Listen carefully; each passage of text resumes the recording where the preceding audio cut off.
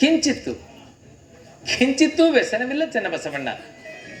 ಏಕೆಂದರೆ ನಾನು ಆ ಪದವಿಯನ್ನು ಅಧಿಕಾರ ಲಾಲಸೆಯಿಂದ ಪಡೆದಿರಲಿಲ್ಲ, ಶಿವನ ಕರುಣೆಯಿಂದ ಲಭ್ಯವಾಗಿತ್ತು.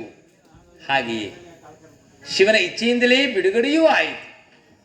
ಆದರೆ ಮಾನವೀಯ ಮೌಲ್ಯಗಳ ಆಧಾರದ ಮೇಲೆ ಚನ್ನಬಸವಣ್ಣ, ಈ ಕಲ್ಯಾಣ ಮಹಾನಗರದಲ್ಲಿ ಮಾನವೀಯ ಮೌಲ್ಯಗಳ ಆಧಾರದ ಮೇಲೆ ನವ ಸಮಾಜವನ್ನೇ ನಿರ್ಮಾಣ ಮಾಡಬೇಕೆಂದಿದ್ದ ಈ ಎಲ್ಲ ನನ್ನ ಶರಣರ ಆಸೆಯು ನನಸಾಗದೆ ಬರೀ ಕನಸಾಗಿಯೇ ಉಳಿಯುವಂತೆ ತೋರುತ್ತಲಿದೆ.